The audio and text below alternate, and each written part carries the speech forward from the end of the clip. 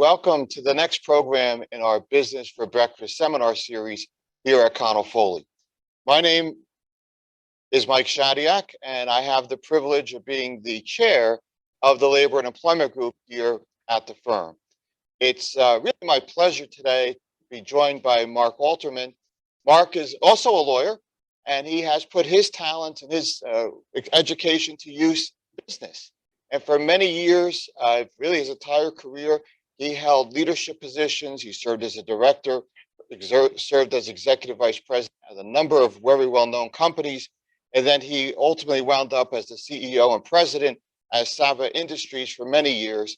And what he decided to do, take everything that he learned during his illustrious career, and let's put it to use to help other businesses. And he created A33 Strategies and now serves as a very well-known consultant for the business industry.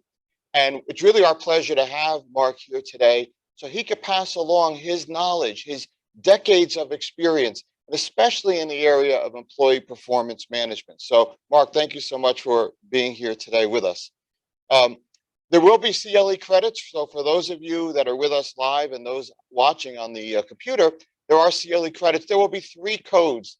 They are shown here in slides throughout our presentation. So please write those down. At the end, we will show you a slide on how to reach our CLE coordinator here at our firm. Please email those codes to her and she will help you obtain your certification. So today we're going to be discussing tackling employee performance management. And the word tackling was something that is actually a strategic part of our presentation because we wanted to use a football analogy. And what we mean by tackling in the football analogy is the offensive and defensive component in dealing with employee performance management. Now, in my perspective in today's presentation, as a lawyer who assists businesses with their compliance strategies, I'm looking at it from the defensive perspective. How do we best protect ourselves as an organization? How do we best line ourselves up so if there was any litigation down the road, we are best protected and insulated as an organization? Whereas Marc is going to cover these topics for you from an offensive perspective. What are the steps that management can utilize to put in place? What are the best processes to maximize your employee efficiency and productivity and create a positive employee morale? So we're looking at the same topic from 2 different perspectives, and we hope this will make for an interesting presentation. So performance management is very difficult, we find, for many managers. And why is that? Well, number one, a lot of managers find this to be awkward. It's hard for them to do. You're being asked to evaluate and judge and rank a colleague. It could be someone who's your friend. It could be someone that you have a long-standing relationship with, working relationship with, and now you're being asked to critique that person's work performance. And it could be a challenge for someone to be honest in that process. A lot of managers view this as a bureaucratic process. It takes time away from their real work, their real job as they see it. I don't have time to manage someone else's performance. So what do? Well, they say, you know what, if I rank this person low in a particular area, well, as their manager, I'm going to actually have to do something about that. I'm going to have to put more time and effort into that individual's performance, maybe with additional education and training to elevate their performance. I just simply, as a manager, don't have the time to do that. So you know what? I'll just give everybody a ranking of 5 on a scale of 1 to 5, and all is good, and it will reflect well on me as a manager because, hey, all my employees are 5s out of 5s, so I'm good. So that's the approach a lot of managers take. But we all know in the real world, nobody's perfect. There are going to be issues. There are areas that everybody needs to improve upon. So if we now put effort into that individual, we're going to help them fix the problems because the problems do not fix themselves. And one day there may come a time where management says we have to eliminate positions, or we're engaging in a reduction in force, or this person's performance is so deficient, we need to move on from them. We need to terminate them. So what do we look at? We look at the performance file and we look at their personnel record. And what do we see? Wonderfully written performance evaluations, 5s out of 5s for everybody. And now that's going to hamper management's opportunity to get rid of a poor performer. So being truthful and honest in the performance evaluation process is critical to every business. And what we certainly want to avoid is a snapshot in time. Your entire performance review is based on what you do in the next 30 seconds. Go. All right. Not what we want to do. What we really want to accomplish here is this is an ongoing process with the employee throughout the year. And if we have this discussion, if we have a sit down with our employees to review their progress throughout the year, the end of the year performance review will not be such a daunting task. It will be easier to complete that review if you have previously spoken with that employee about his or her work, their goals, your expectations of their work, and providing feedback throughout the year and identifying and addressing issues in a proactive manner will ensure that both parties are aware of any issues prior to the time of that evaluation. Now, this is all well and good for Mark and I to stand up here today and talk about these issues. The key for any organization is once management understands the importance of how to properly tackle performance management, it's really training your managers, training the people who are actually going to be engaging in this process. They're the ones that need to understand the importance of it and how to actually put in place an effective performance management system. Now, the key to all this is the documentation. As we say here on the slide, documentation, documentation, documentation. They're saying in employment law, if it's not documented, it never happened. Documentation is the key.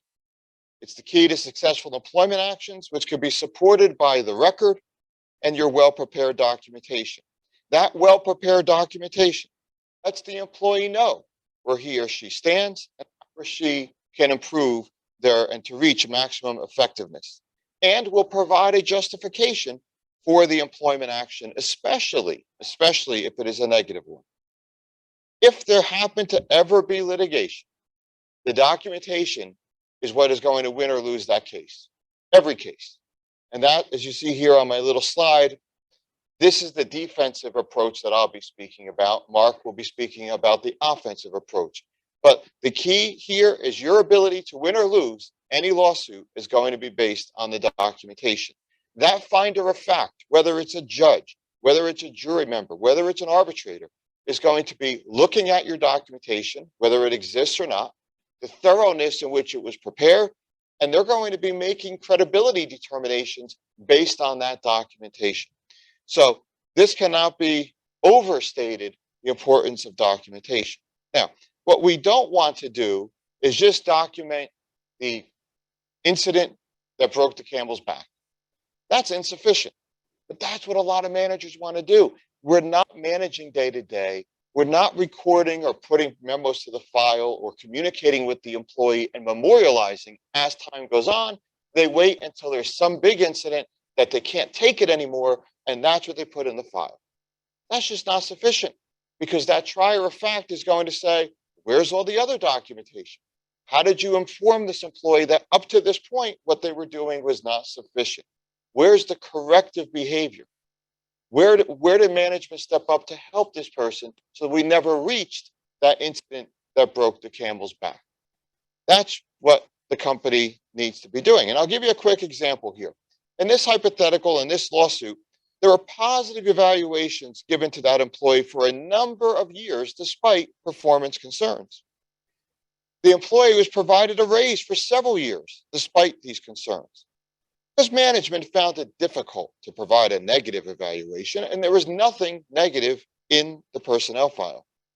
One day, there was an incident at work. A comment was made by the employee to her supervisor regarding the disapproval of same-sex marriages. The incident led to a confrontation between the employee and her supervisor because the supervisor is in a same-sex marriage. The situation turned into a lengthy dispute concerning each person's religious beliefs, and their working relationship deteriorated. Then the next performance evaluation came along, and suddenly there was a very critical and sharp decline in the person's rating. In that evaluation, the supervisor mentioned for the first time that the performance issues had been occurring for a number of years. The employee was denied a promotion based upon that evaluation. And the employee alleged in the lawsuit that the decision was based on a negative evaluation and that she was the victim of religious discrimination by the supervisor. And that lack of documentation in the file leading up to that negative performance evaluation was critical and hampered that employer's ability to defend that religious discrimination lawsuit. So by monitoring performance, the supervisor can help that employee to improve, to grow, as well as the employee to know whether or not they're performing at the acceptable level. Here's our first CLE code. It's coming quickly at you here early on in the program. First CLE code 1204. There will be three. This is the first 1204. Please write that code down. Last time, CLE code number 1204. Now, to help everybody with understanding what good documentation is like, we took the word document and turned it into this little acronym. And each letter of the word document stands for something significant. D, date. Make sure your documentation is dated. I review wonderfully written documentation. There's no date. How do we know when it was written? And that date is important for your credibility. So you have to make sure, even if it's a handwritten note, that you're dating it. Objective, just state the facts. We want to leave out any subjective thoughts, why the person may not be performing well, that maybe it's some medical issue that's interfering. That's not our business. We want to look at things objectively. Here's the job description. Here's what they're supposed to be doing. Here's the performance standard. Are they meeting that or not? Just the facts. C, clearly communicate the performance or behavioral problem to that employee in your written communication. You want to have a uniformed approach. This goes back to the training I spoke of earlier. You want to have a process, and Mark will speak to this as well, a unified approach so that there is consistency in your documentation and in your performance management system across the board. M, maintain this documentation in the personnel file. So important.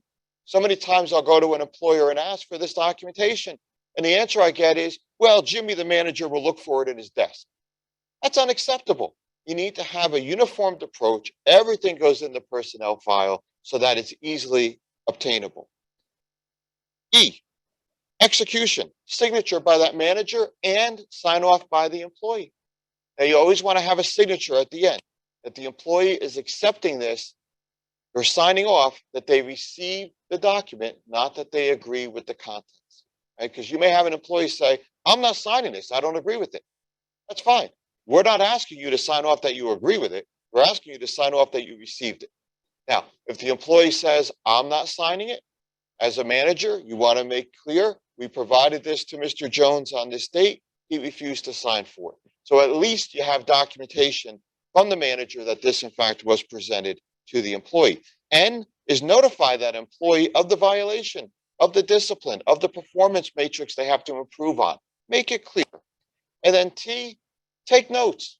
When you're meeting with that employee, always have a witness with you. Always have a witness. Take notes of that meeting. Date your notes. Put it in the personnel file. Right? So just a little helpful acronym here on what documentation really means. So when we deal with performance management, I don't have time to write performance reviews, so I'll just criticize you in public from time to time. Okay?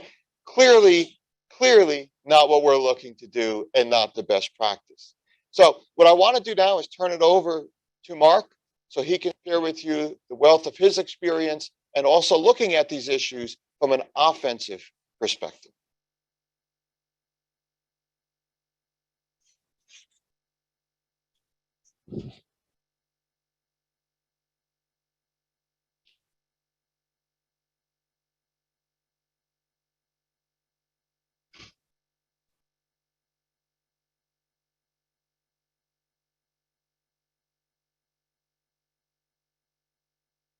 Morning. Thanks for coming, those who came here in person and those who are looking on through Zoom this morning. Thank you, Mike, for the introduction. My name is Marc Alterman. Mike gave you a little bit about my background, but the question that I get frequently is why my company is called MA33 Strategies. In fact, one of my new friends in the room here just asked me that this morning. And interestingly enough, the MA should be pretty obvious to everybody. My name's Marc Alterman, so those are my initials. The 33 has a little bit more of a story to it, though.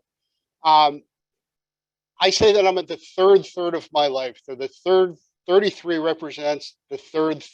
The first third of my life was devoted to getting an education and learning a little bit about the things that I was interested in and where I had a little bit of skill and ability, I hope. The second third of my life was devoted to running and managing companies. And as Mike said, I had the good fortune to have a number of executive positions, culminating in roughly 10 years as a president and CEO of a mid-sized manufacturing company. So I have been on the front lines, if you will, of having the responsibility of running companies.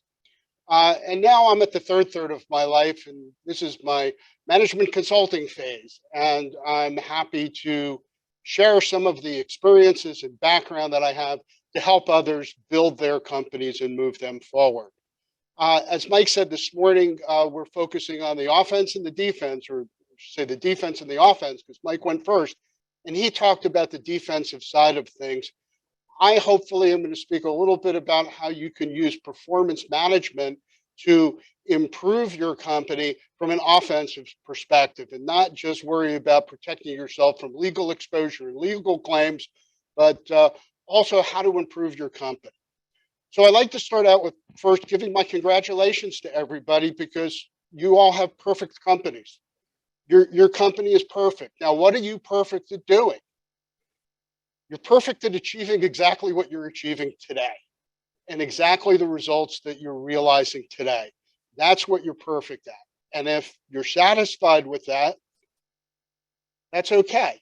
I'm glad. But most businesses aren't. Most businesses think today's perfect is perhaps not good enough.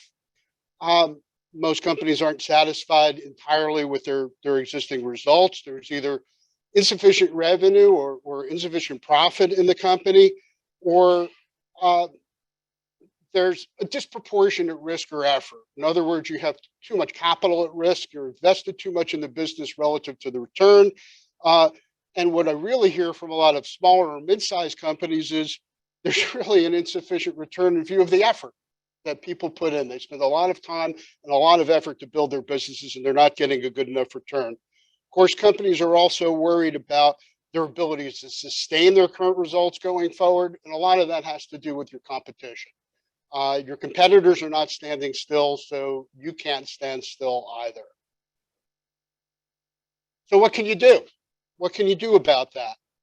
Well, as we said before, you can go on offense, and you can go on offense by improving your employee performance within your company. Now, companies in this environment currently, everyone's struggling to hire new employees. But what about the employees you already have? How do we improve their performance? And importantly, in this environment, how do we retain those employees? How do we keep them working for us in this day and age? When it comes to performance evaluation, performance improvement, most companies limit their performance management to an annual appraisal. We've all done that. I mean, Mike alluded to it before. You come in and, once a year you sit down with your manager, your supervisor, and he gives you what's what, and he tells you, well, this is what we thought, and this is your increment for the year, and see you again next year. Did that in my company. We had difficult issues with that, and we had to get beyond that. Every January, we would come back and say, well, everyone expects a raise. So what are we going to do? We know we have to have a piece of documentation.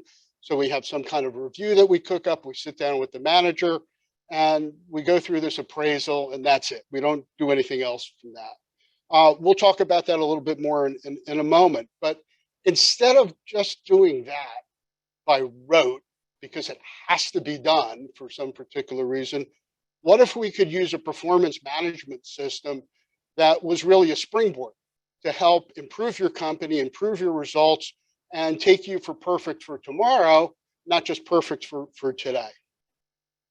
So in the talk this morning, I'm going to focus on 5 topics that we're going to go through. The first is the purpose of employee management system. The second is a little bit about what doesn't work, and I just alluded to that a little bit with the annual appraisal circumstance. We're going to talk about what does work and sort of the theories of how we have to build an organization around that.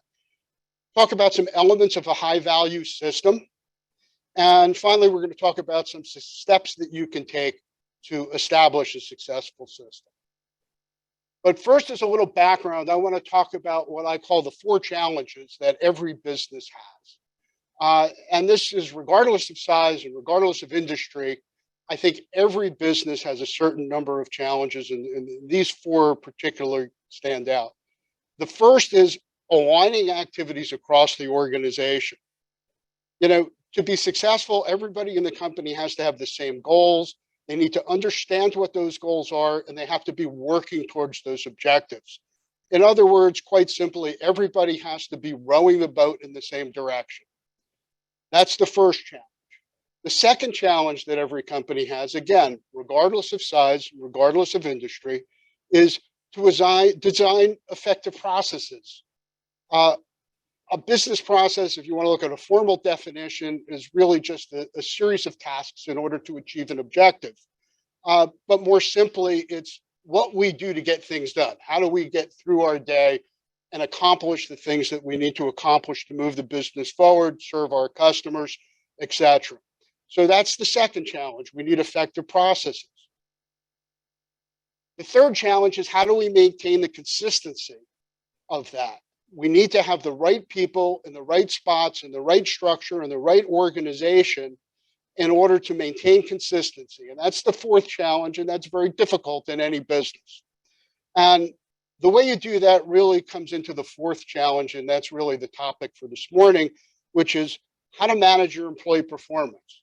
Because you need to have your employees doing what they're supposed to be doing with the right incentives and the right understanding of their goals and objectives in order to get everybody aligned on the same page, growing in the same direction, to get your processes executed consistently. So these are the 4 challenges, and I said this morning we're focusing on the fourth, which is employee performance management. Now, many companies are struggling with this. So if you're not alone. If you're looking to improve this, you're not alone. This was a little study that I found. Less than 20% of the companies out there actually believe that their approach to performance management is effective. There's just general dissatisfaction. Nobody likes to do this. As Mike said before, managers don't want to do it. They see it as a waste of their time, and that could be spent doing other more productive things.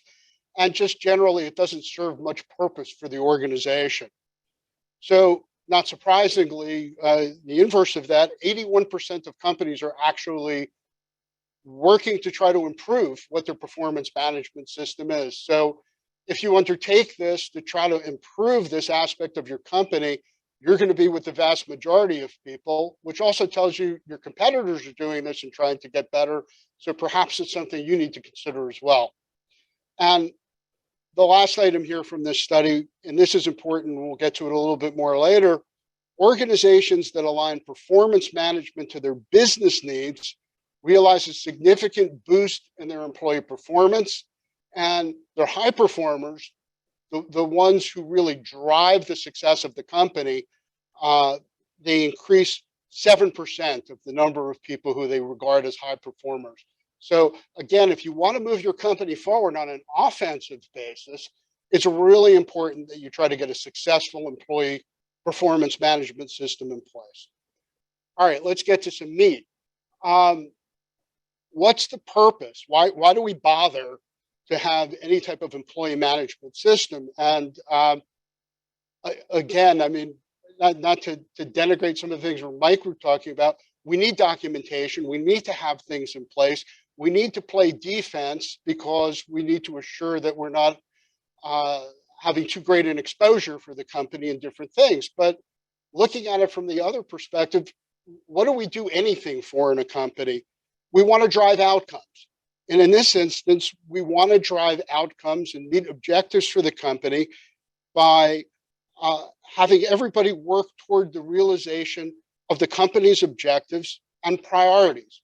So I kind of apologize for the consultant speak in this formulation here, but what we really want to do is we want to drive outcomes, we want to drive results by channeling everybody's effort towards the realization of the company's objectives and priorities.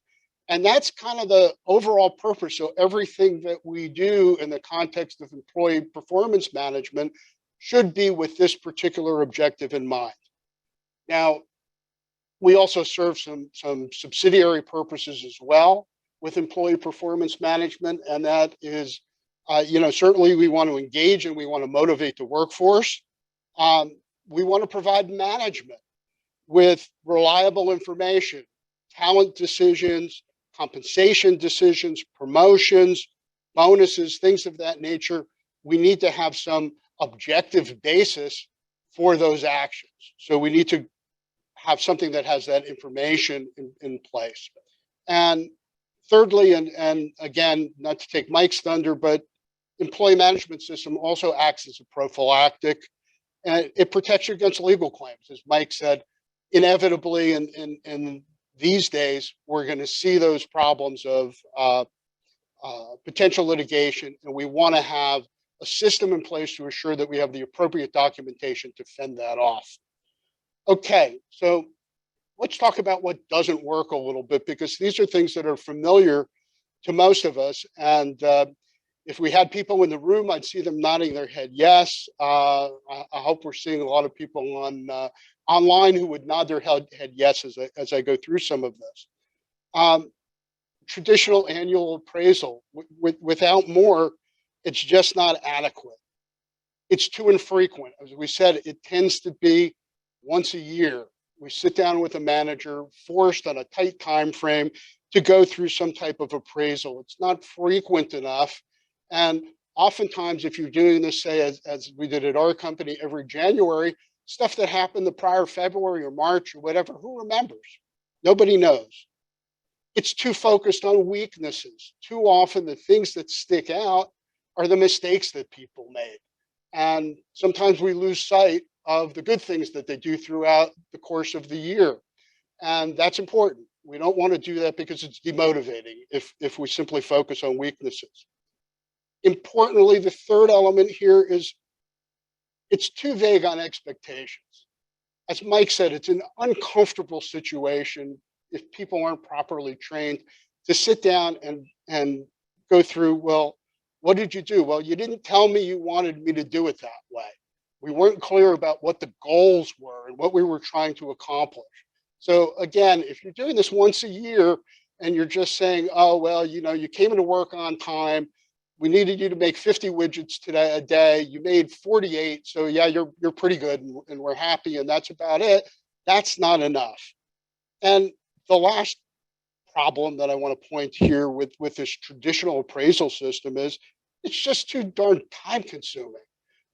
Again, in our own experience, we would have forms that we had supervisors fill out. They would be reviewed by managers. Managers would then put it up to the executive level. The executive level, we would look at what was there. We would figure out what everybody's increments are for the coming year.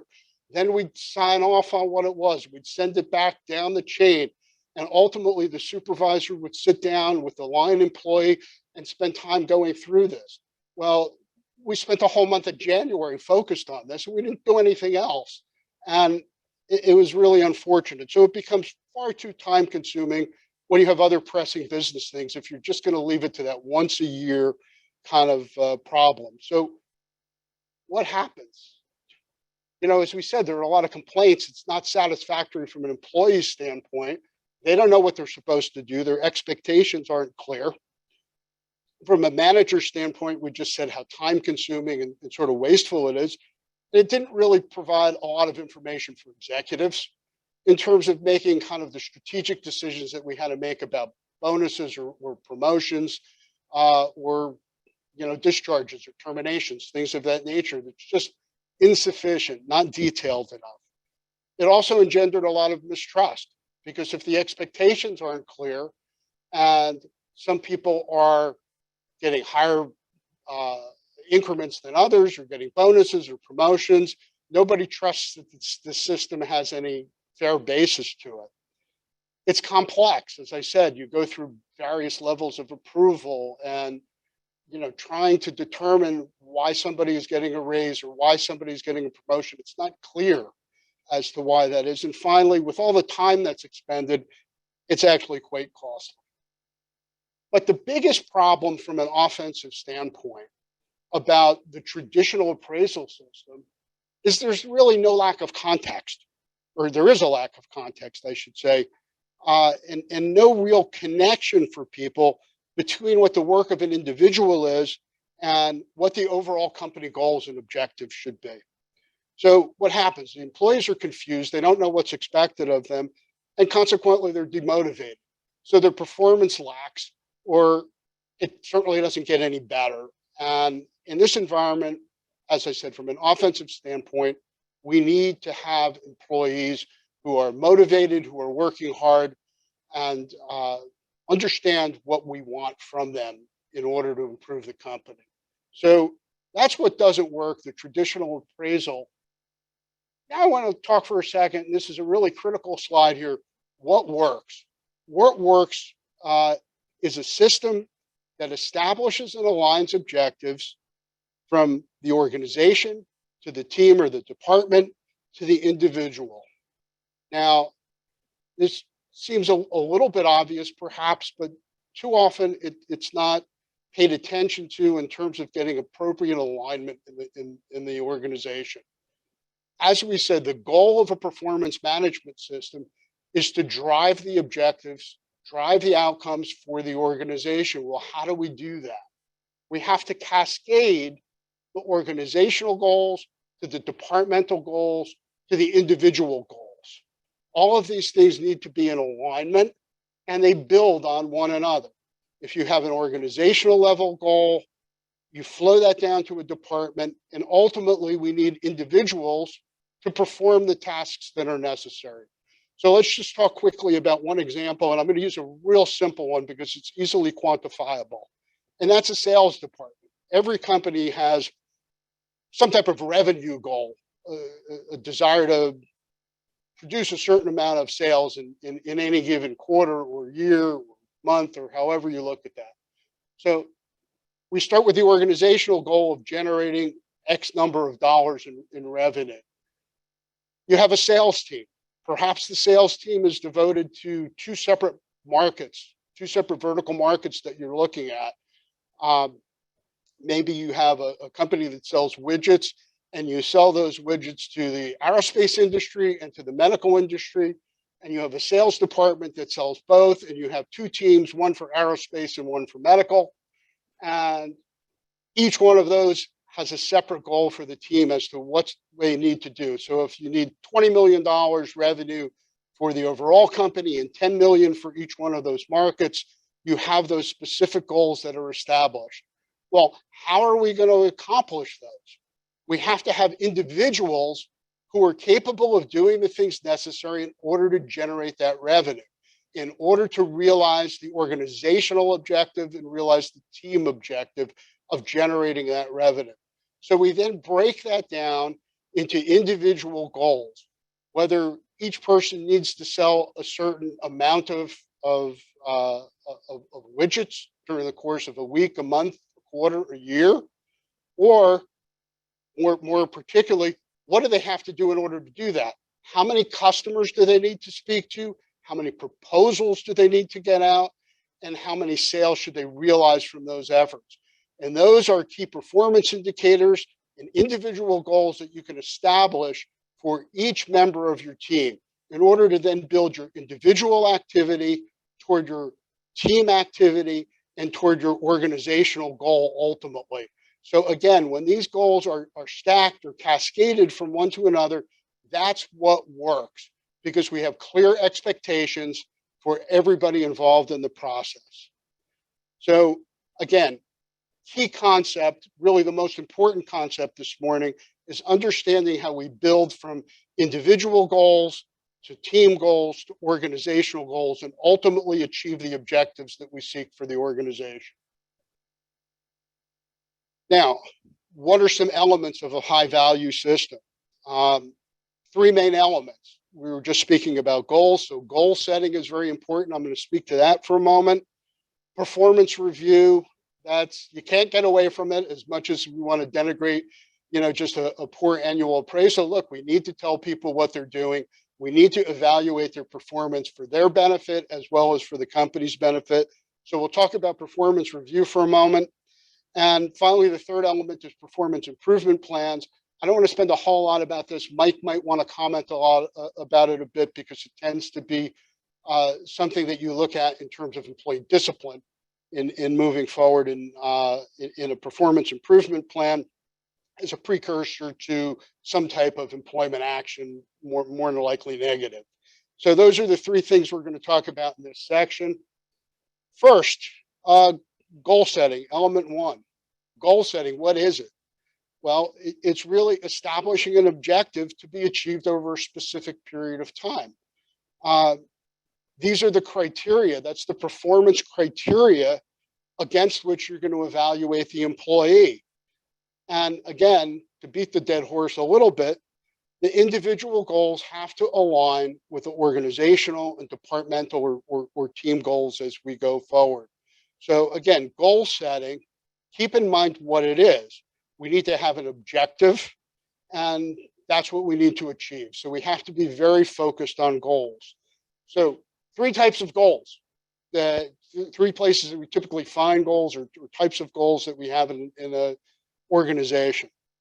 The first is what you find in job descriptions. And I think Mike's going to talk a little bit later about some of the job description criteria, but typically you would find an individual's goals in the job description. These are, sort of basic duties or responsibilities that are performed continuously by somebody in a particular role. It's a day-to-day function. And there are also project goals that we can have, and these tend to be for somewhat higher level positions within the company. So somebody could be assigned a project. It tends to be over a longer time frame. These projects tend to change over time. And the final type of goal is a behavioral goal. And that's really something like timeliness or collegiality. It's how the job is performed. Are you achieving those types of behaviors that we want to see to promote our organization? So the first two are really what we do in the job description or project goals. The behavioral goals are how we do them. So we need to think in terms, as we're setting up goals for employees, whether they're day-to-day responsibilities, project responsibilities, or behavioral responsibilities. As we establish those goals, they should really have three features, I call them, that in order to make them viable or make them useful. The goals have to be meaningful. They have to be able to demonstrate how they're connected to the higher goals of the organization. And this is where transparency is key. We need to be clear with the employees what the organization is seeking to achieve so they can understand how what they do contributes to the ultimate achievement of the organizational goals. The goals have to be focused. That is, they have to relate to what the individual's core responsibilities are. You have to have something that is within your realm. And finally, they need to be controllable. And that is, you need to be able to have the resources and the tools in order to achieve those goals. You can't ask your employee to do something that you haven't given him the ability to do. Now, I think what we find, and I know this was true in the companies that I ran, is that you set out with a job description, you may set out with some goals for a company as you go forward, but things evolve. People may change, the circumstances may change, and what happens is you wind up with job descriptions that are written but don't necessarily reflect what's being done. So periodically, it's critical to go back, assess your organization, determine whether the job descriptions that you have are actually relevant to what's being done. And more often than not, I think you'll find that when you do that, you need to revise some of the job descriptions to reflect what's actually being done and what's the reality as to how we carry out our business on a day-to-day basis. Another thought process on goal setting, it needs to be a two-way street. Uh, Particularly with younger employees, I think we find today they want a more collegial atmosphere, more team-oriented approach to what we're trying to do. So it's important not just to tell somebody what to do, but to work with them to try to determine what's achievable by that particular person. Mike talked about documentation before, and we'll look at some form examples in a moment, but it's important that goals be documented. They have to be down on paper so everybody is clear as to what they are. And finally, they need to be flexible enough to account for changes in circumstances that are out there. As I said before, things change. You need to change job descriptions. You need to be able to adjust your goals going forward.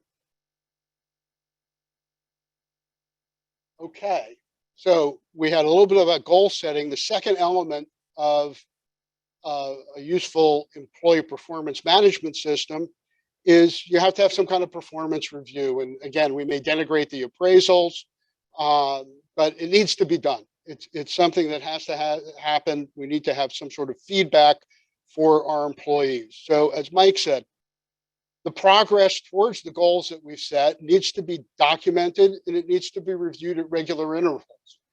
Once a year is not enough. I'll tell you that from experience. Your business may determine whether that's something you need to do monthly, quarterly, semi-annual, or whatever. You need to figure out what that is for your company, but it needs to be done at a regular interval and dependable. And it's easy to push it off. We all get busy and forget and say, it's not that important. We're not going to bother doing that. But it's important that the employees come to rely upon the feedback that they're going to get on a regular basis. And the dialogue, when you have that interaction about the performance, should focus on the achievement of the specific goals. If you're going to establish the goals, that's your base point of your discussion with your employee all the time. And again, the feedback is most valuable when it's continuous. We can have a formal sit down, but it's also important for supervisors and managers to interact with their employees on a regular basis and give them continual feedback in terms of what they can do. Real quickly, I just want to talk about 3 methods of review examples. Without dwelling on this, you can do reviews by rankings. You can have a small group of people and you can rank them 1 to 10, best to worst, to give you some indication of where everybody sits. You may not want to share that necessarily with them, but it gives you some insight from a management standpoint. You can do a distribution method, which is the old bell curve. And again, that may not give you the kind of feedback that you want necessarily. What I like more than anything is what's called a 360-degree performance review. And that's where the person responsible for the review collects information and material from colleagues, from other supervisors, from other employees, from peers, and takes that all into account. I want to just go through a couple of form examples as we're starting to get a little short on time. I said before, the typical appraisal can be too vague, and this is just a form, and I'm sorry, it's hard to get this all on one page, but this is an example of something that's just like a little bit too vague. We have criteria. We want to say, well, it's unsatisfactory to whether the person is a role model, and do they do their job? Do they come in on time? Which are kind of performance criteria that we have there, some behavioral criteria. But again, it doesn't really say anything about goals or expectations. And those things aren't necessarily clear. So if we're documenting things that are okay, but they're not really going to help us improve our performance going forward. I think a better approach is something that's reflected in this type of form, where we have a review form where we actually clearly state goals and objectives. We have an opportunity to indicate what some of the achievements are during the review period. We have a space for some evaluation.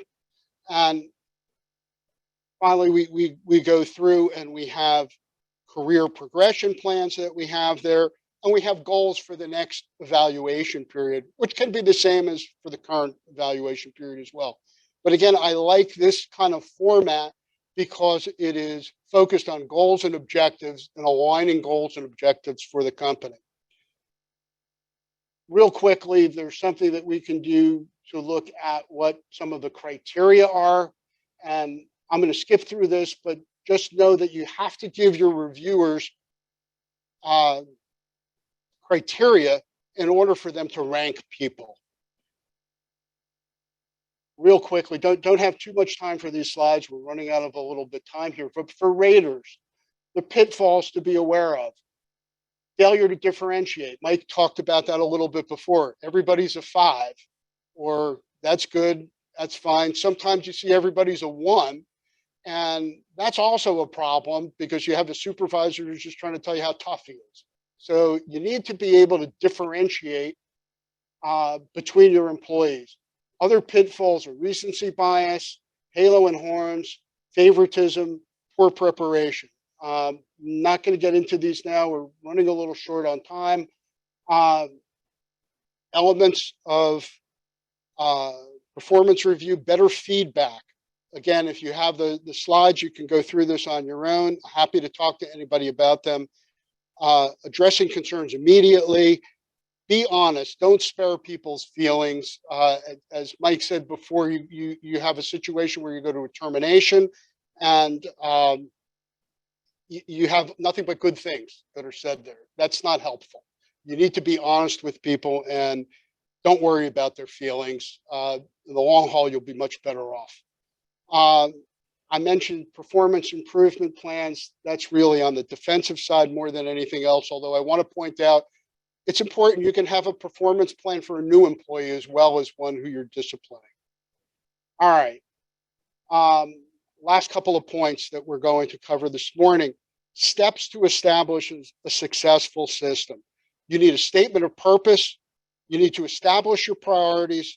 You need to identify attributes and criteria for success. And finally, you need to create a formal process. Statement of purpose. You have to be clear as to why you're doing this. It's important to think about that.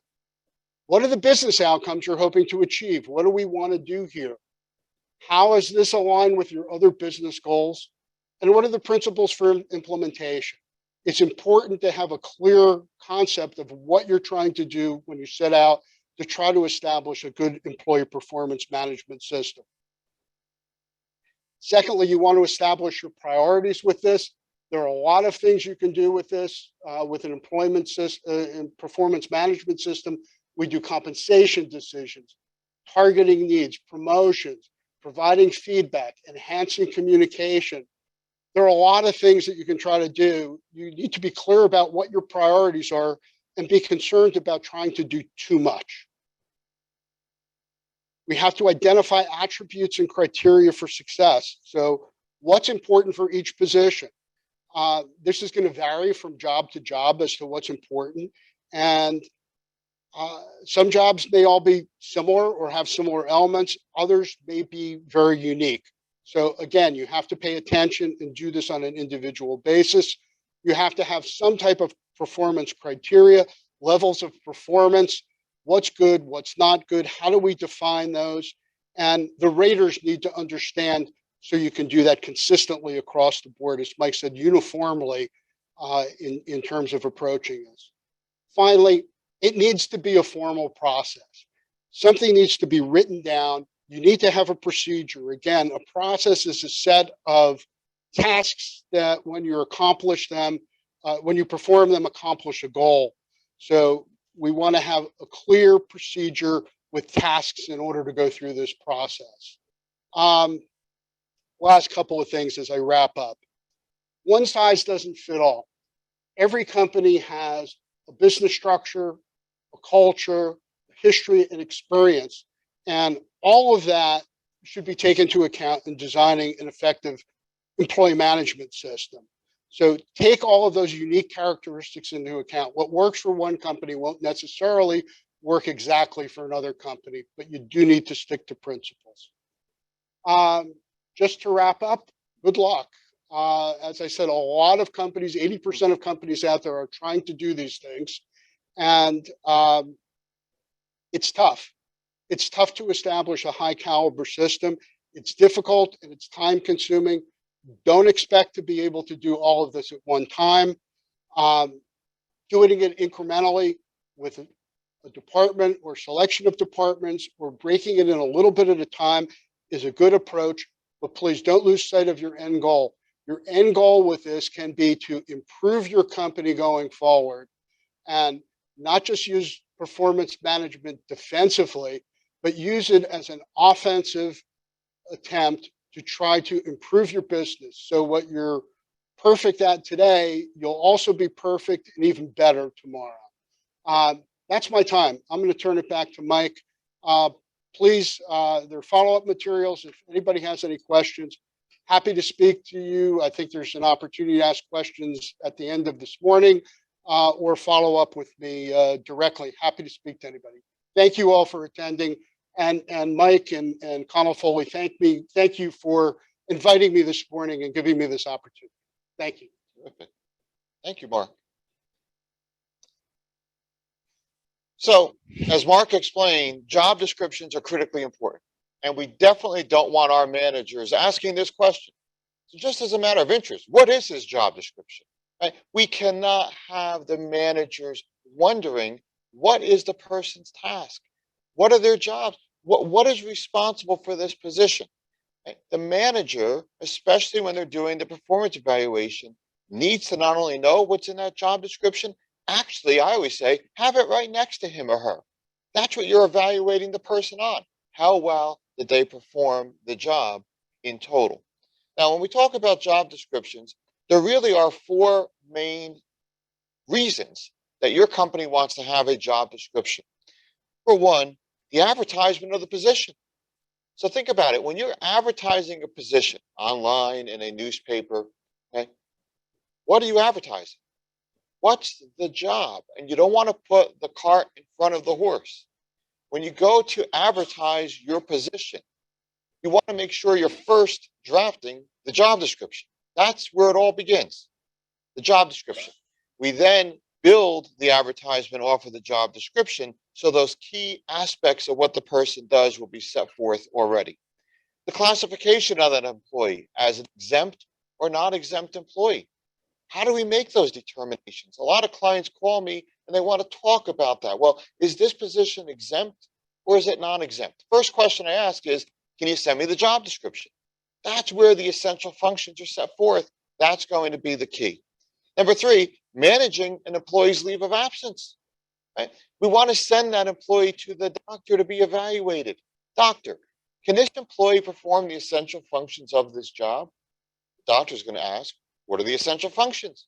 So we want to send the employee to the doctor with their job description. So it serves that important purpose. And of course, as Mark mentioned just a few minutes ago, this is critical to the entire performance management system.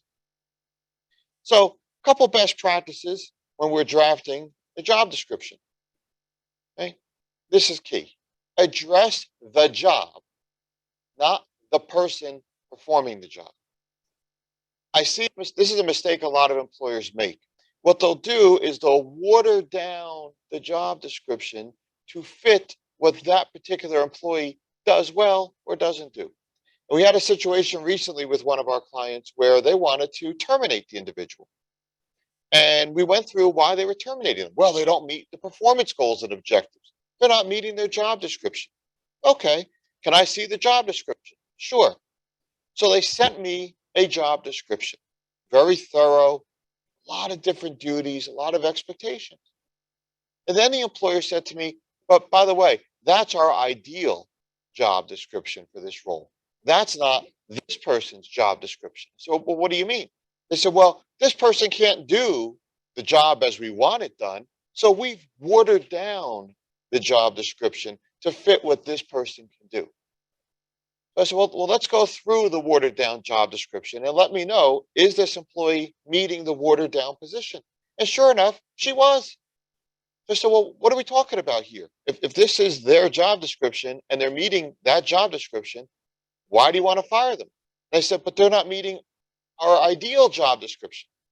So we have a conflict here, right? If the job is what it is, and you've taken the time with your managers to craft what you need to meet, to Mark's point, your organizational goals, you have to hold that employee accountable to meeting the essential functions of that job. Don't water down the job just to accommodate a particular employee's skill set or what they're good at. Hold them accountable. And if they can't accomplish the goals, then move on and find somebody that can. Okay. You also don't want to set forth an unrealistic wish list of job responsibilities, skills, or educational experiences. It's got to be realistic and it has to be accurate. It definitely has to set forth the essential functions of that job. And I always prefer that the management list them by priority. The important tasks may be followed by some lesser important tasks. Now, we talk a lot about classifying employees as exempt or non-exempt, and some employers will say to me, how do I marry the two? How do I communicate via a job description if this is an exempt or non-exempt position under the wage and hour laws? To me, the easiest way to do it, and it takes all the mystery out of it, we know what the exemptions are. Under the Fair Labor Standards Act, there are the exemptions. Each exemption has 4 elements to it, right? So what we want to do, for example, let's take the administrative exemption. There are 4 elements to that exemption. You want to take the verbiage from the exemption and work it in to your job description. So if that individual is responsible for managerial tasks with minimal oversight or supervision, work in that language. So you're mirroring your job description language with the language in your exemptions under federal law. So now if we're ever questioned by a Department of Labor auditor or by an attorney to say, why is it that you classified this person as exempt and you take out your job description and that mirrors the language in the exemption, that is really going to be golden as far as establishing your criteria. So this all comes back to, and Mark reiterated this and mentioned this many times, and I'll reiterate it, you have to confer with your managers, confer with your supervisors. What's involved? You know, it's easy for management up in the ivory tower to put together a list of essential duties. But if they're not accurate, and that doesn't really reflect what's happening on the manufacturing floor, so to speak, the day-to-day grind, what the people are actually doing, it's useless. You want to include that manager. You want to include that supervisor when preparing the job description. And I can't agree with Mark more. You have to evaluate this over time. Job descriptions are not static. They change. They're dynamic.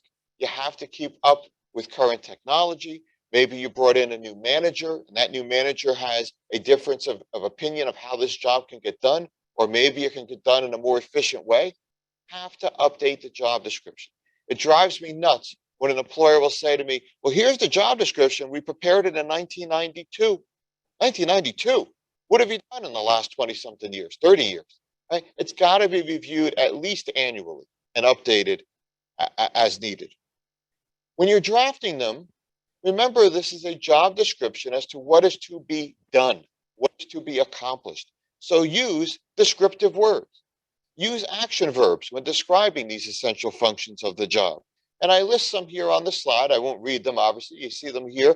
But it's very good when you review your job descriptions to see if you're incorporating some of these key terms and these action verbs within your job description so that you're speaking powerfully. So the benefits of well-drafted job description, there are really 3. They accomplish the defensive and offensive approach that Mark and I have discussed. So it's going to limit your legal exposure to issues such as discrimination claims.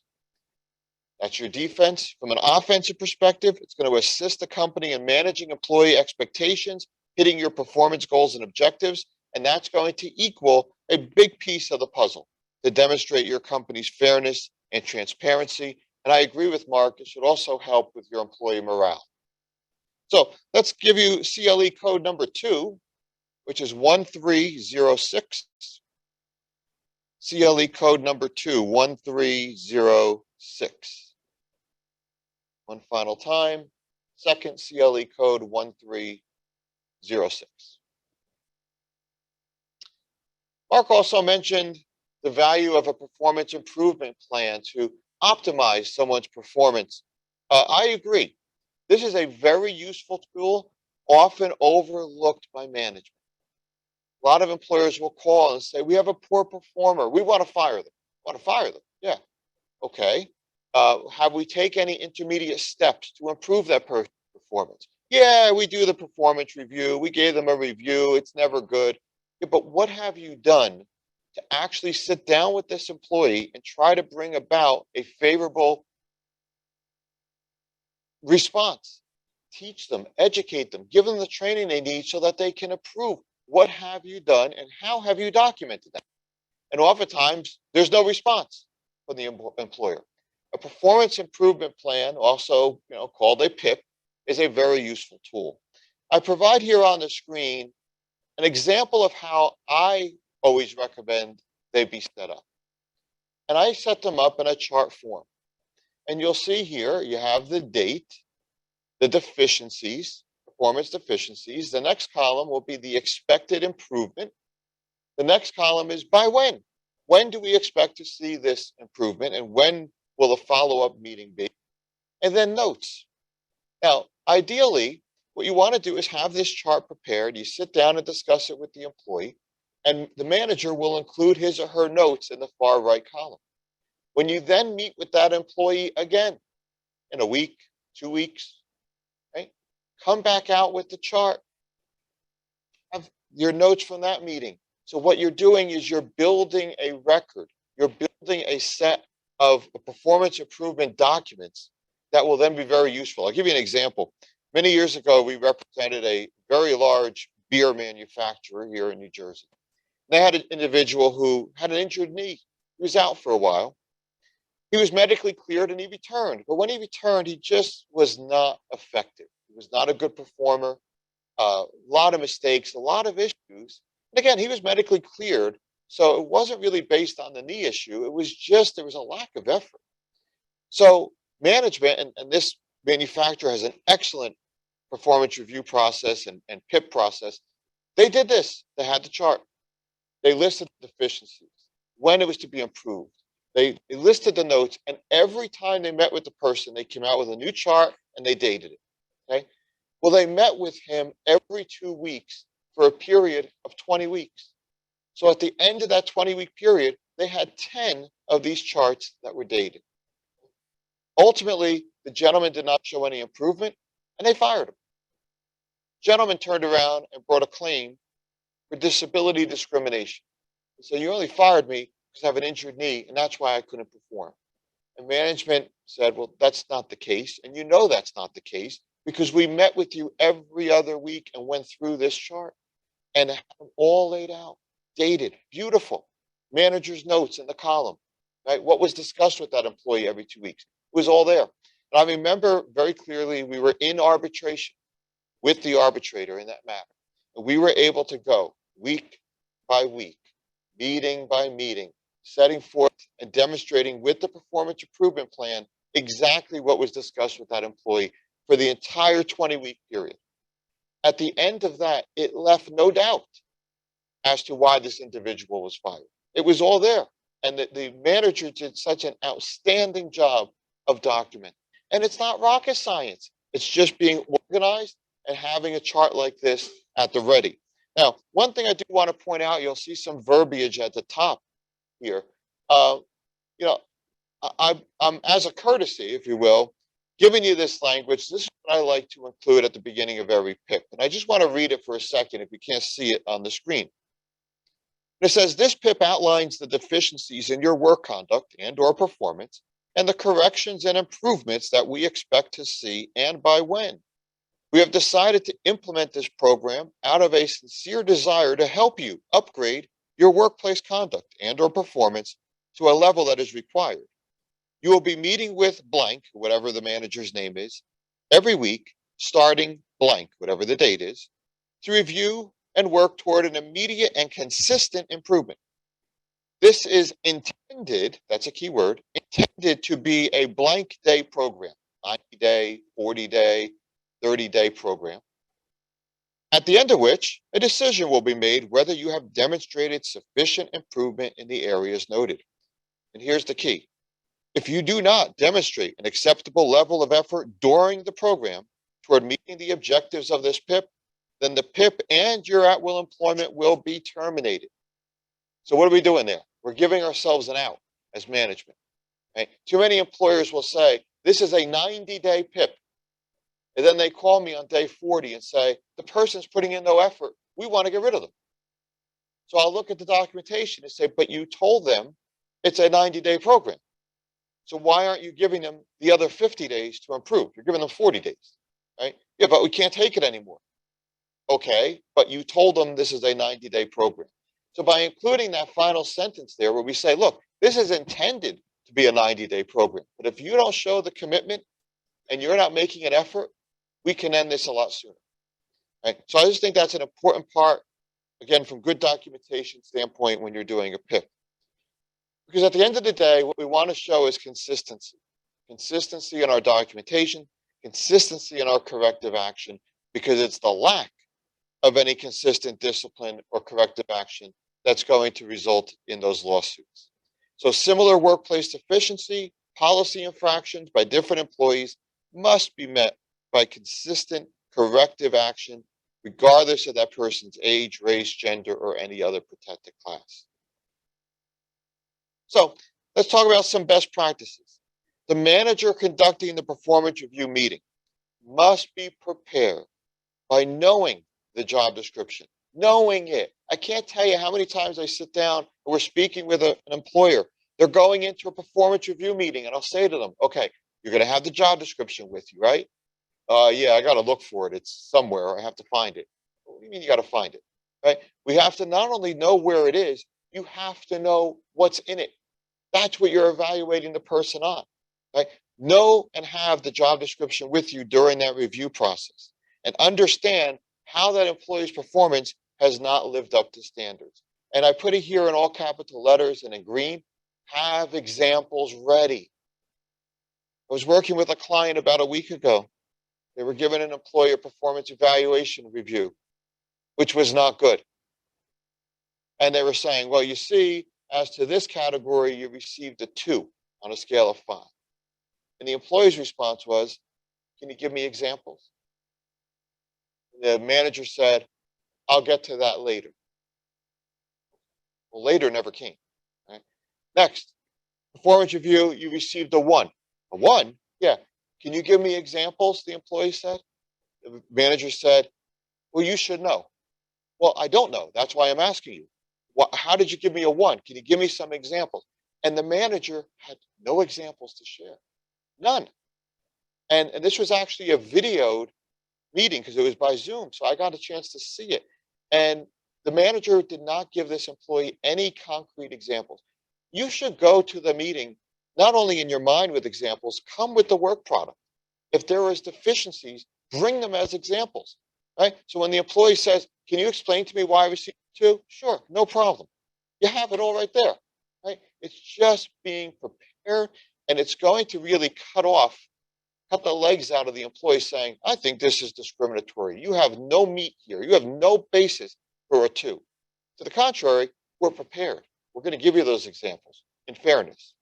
Right? And after that meeting with the employee, memorialize the meeting in writing. Always have a witness.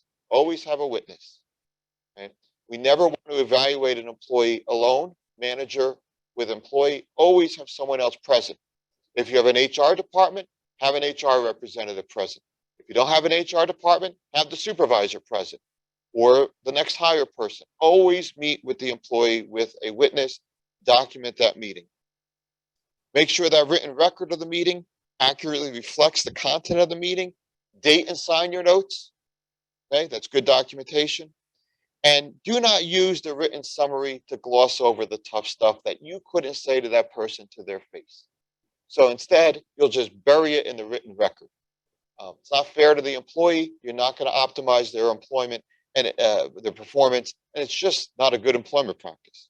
So however difficult it may be to write a negative review, nothing will do more to destroy a manager's credibility to have what they communicate orally be different from what they put in writing. So let's just talk a little bit while we're on the topic of performance management of, well, what happens at the end of the road if we have to let this person go? And I hear all the time from managers, New Jersey's an at-will employment state. I can fire you for any reason. True, New Jersey is an at-will employment state. So unless they have a contract of employment, unless they're in a union, the employee will be at will. However, as I'm sure we all know on this call and those here in the room, there are so many exceptions to the at-will employment relationship. Sometimes these things come as a bit of a surprise to managers. So let's go through just a few of them, just to highlight them. We cannot fire someone because of their being in any of the protected classes under the law. Age, race, religion, gender, disability, pregnancy, breastfeeding, based on their hair type, texture, or protected style. These are all protected classes. So if that's the reason we're letting someone go, that's illegal. Okay. We can't fire someone because they engaged in protected whistleblower activity, because they reported a wage and hour violation, because they filed a workers' comp claim. That would also be viewed as retaliatory.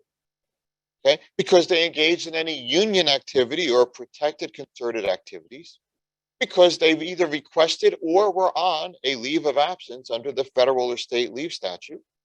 They reported a health or safety violation, any reason that would violate public policy, because they filed an internal complaint of harassment or discrimination, or even because they requested compensation information of their coworkers. This one surprises a lot of managers. They say, what do you mean? So employees have the right to come to management and say, I would like to do a review of the company's compensation. I'm not sure it's fair or equitable. So I would like the pay data of everyone in this company. Can the employees request that? Absolutely. Now, do you have to give it to them? No. There's nothing in the law that says you have to give them the information, but they have every right under the law to request the information. But if they do, and the next thing you know, you're terminating them, that's retaliatory. Okay, so be very mindful of that if that request ever comes forward. So some practical tips to minimize liability here from the employer's perspective. Know the law, know the associated risks. Speak with your HR consultant. Right? Speak with your business consultant, such as Mark. Right? Speak with your outside employment counsel. Know what the risks are before the decision is ever made or communicated to the employee to strategize. Maintain updated personnel policies. Ensure your managers are supervised and trained. Advise upper management of the issue and obtain their direction. Make sure they're on board with the decision, especially if it's going to be a termination decision. Right? A supervisory level employee should not be making that decision. You can recommend the decision, for example, to someone in Mark's position, and ultimately upper management should be making that decision. Avoid a hasty decision. Review the record, review the job description, review the personnel file, review the prior disciplinary record. If they were on a PIP, review that documentation. Okay, make sure we have the documentation and we're complying with the laws. Document the reason for the employment action and strategize the termination and communication meeting. Think about it before it ever happens. So let's spend just a minute or two on that. Strategize the termination meeting and process. So who's involved? Who's going to be in the room? Where do we sit in that room? Think about that. Where do we sit? Let's say it's in a conference room. Where do we as management sit in that room? And we have a preference? But what I always tell our clients is this is never going to be a happy discussion if you're letting somebody go. The employee is going to get upset. I always tell our clients, go in that conference room in advance, put your materials down where you're going to sit. And where are you going to sit? In my opinion, and I don't mean to be an alarmist, just practical, you're going to sit in the chair that's closest to the door. Right? Sit in the chair that's closest to the door. So if that employee should really overreact, really become aggressive, employee wants to come at you, you have an easy exit out of that room. It's just things we have to think about in the year 2022, especially with all the workplace violence. You can't be cautious enough. I can't tell you how many clients we've had in this position where unfortunately they didn't visualize it or think about it or plan it ahead of time. And unfortunately, they're on the other side of that table with no exit. Okay? Not a place you want to be. So we want to understand the players. Who's going to be there? Bedside manner counts. And how you treat people, not only how they're coming in the door, but when they're exiting that door, that's going to leave a lasting impression to all your other employees, and it's going to affect morale. Are we above board? Are we professional in the way we conduct ourselves? Because the other people are watching. So the relationship supervisor matters. Maybe you want to have the supervisor there because they have a good rapport with that employee. They can explain, give examples, right? The importance of your human resource officer to be present if you have one. He or she will know the laws. They can discuss any employee's benefits, maybe their final paycheck. They're going to serve as a witness to that meeting, and they can obtain all company issued property. It's very hard to get that back once the person leaves your facility. You want to get it back before they leave. When we notify the employee of the termination, and we have this conference, okay, it's recommended 2 members of management be present, have a witness, and prepare an outline in advance. Outline is a key word. That's why I underlined it. We don't want a script. I don't like scripts. We don't want management saying, I'm going to read it from a piece of paper. Number one, it's too impersonable and personal. But number two, all that's discoverable. So if there was ever a lawsuit regarding this employee's separation, that script is going to become a key exhibit. Who wrote it? Is it accurate? Is there anything in there that's illegal? Was it reviewed by legal counsel? Was it reviewed by your HR department? Or did the supervisors get something out and in his or her mind, they think it's perfectly fine, but there could be a lot of landmines in it. I don't like scripts. An outline is different. Bullet points, boom, boom, boom, boom. Here's what I want to communicate. Keeps the manager focused, organized, and gets them to convey what they like to convey. But I would still have that outline reviewed by your HR professional or your employment counsel. And again, the reasons we're going to give will be stated briefly, yet accurately, objectively, and unemotionally. Management should not disclose information about who was the source of the information that's leading to the termination. So let's say there was an incident that happened. And the employee says, I want to know who told you this. Right? You never give up the source. Right? Remember that the decision to terminate, and this is key, is not any one person's decision. It's the organization's decision. This is the company's decision. Management has decided to separate your employment. It's not I have decided as the manager. It's an organizational decision. Right? Discuss the terms of any severance that may be offered to the individual. All my clients that are on the phone, you know, I'm a huge proponent of a separation and release agreement. Because no matter how well you may do everything, no matter how properly you manage their performance, you documented it. Does that mean the employee cannot turn around and sue? Of course not. Anybody can sue for anything. It may not be valid, but it doesn't prohibit them from bringing that claim. There's only one way that we're going to prohibit that person from bringing a claim, and that's giving them a separation and release agreement, which they then sign. So it's critical. Now, the question I'll get a lot is, yeah, but if we offer them this, aren't we raising a flag that we're concerned that they may sue the company? So we're actually highlighting to them that we're concerned about something. You know, I respect that approach or opinion or thought, but that's kind of old school. Nowadays, most employers, when they're terminating someone, they're doing it with a separation and release agreement. And I actually say it's how it's presented to that employee. If we flip the script a little bit and say, listen, out of respect to you, And so that we part on amicable terms, professional terms, and to assist you in your next employment opportunity, we would like to offer you severance in exchange for you signing this release. Okay? Perfectly legitimate, honest, and we're there to basically help that employee stem the tide to their next opportunity. Now, in exchange, what is the company going to get? Well, a release of all claims. That's what we want. Confidentiality, non-disparagement, waiver of their reemployment rights, and you part on amicable terms. Very, very important tool that every employer should consider and have in their toolbox. Okay. Third CLE code for the attorneys on the line here, 1608. CLE code number 31608. Please write that down. Finally, for the third time, CLE code number 31608. So my final minute here, let's just talk about the termination letter. We want to communicate the termination to the employee in writing. It's going to be carefully and objectively drafted. It should be reviewed by your employment counsel. In my experience, management oftentimes gets a little bit too, they're emotionally tied to the situation. They've lived it. They've lived this issue. They've tried to get the person to approve. They're emotionally vested. They may have worked with this person for years. And a lot of times they want to write the termination letter in a way that is very emotional and personal and gives too much, right?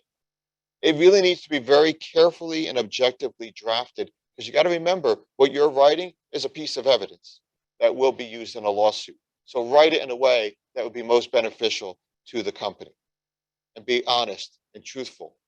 It should be reviewed and approved by upper management before it's issued.